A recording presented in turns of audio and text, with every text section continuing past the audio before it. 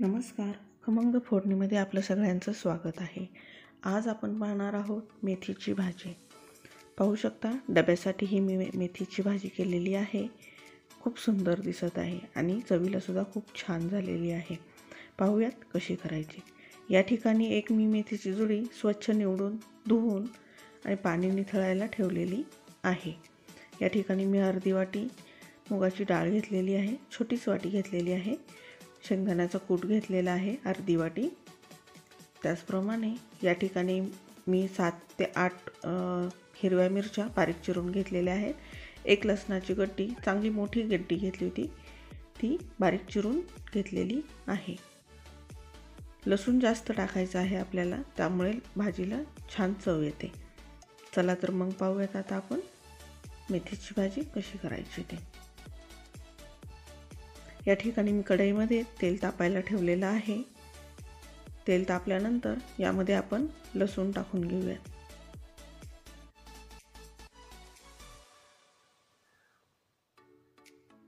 ज्या काही पालेभाज्या आहेत त्या पालेभाज्यांना तुम्ही लसूण जास्त टाकला ना की त्या भाज्यांची चव अजून वाढते.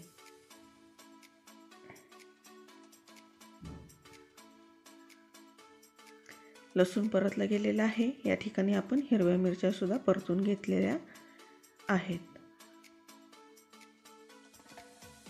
आता आपण यामध्ये भाजी टाकून घेऊयात.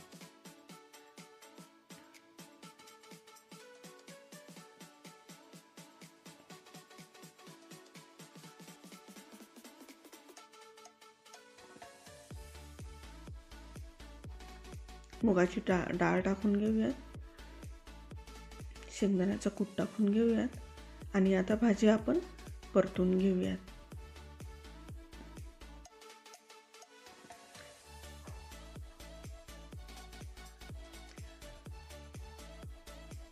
ज्यावेळेला भाजी आपण घेतली होती त्यावेळेला भाजी खूप सारी दिसत होती, पण आता तुम्ही पाहू शकता 2च मिनिटात भाजी एकदम कमी झालेली आहे.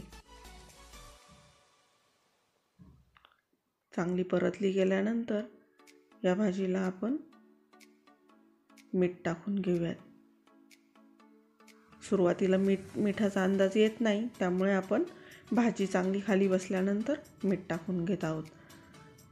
आता पाहू शकता तुम्ही भाजीला पाणी सुटलेलं आहे. या पाण्यातच आपण भाजी शिजून देणार आहोत. वरती अजिबात पाणी टाकणार नाही आहे. मुगाची डाळसुद्धा आपण भिजवून घेतलेली आहे, त्यामुळे या पाण्यात ती चांगली शिजणार आहे. पाहू शकता भाजी एकदम कोरडी झालेली आहे. भाजीमध्ये अजिबात पाणी राहिलेलं नाही आणि आपण एक्स्ट्राचं सुद्धा पाणी टाकलेलं नाही.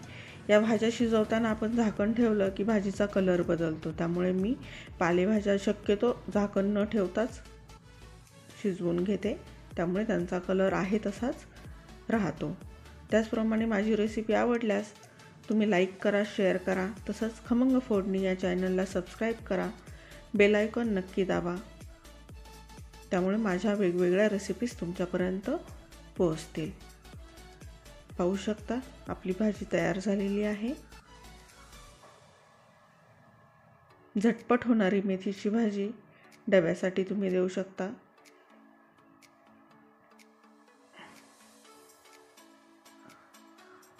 आणि अगदी कमी वेळात तयार होते. रंगसुद्धा पहा किती छान आलेला आहे, खूपच सुंदर.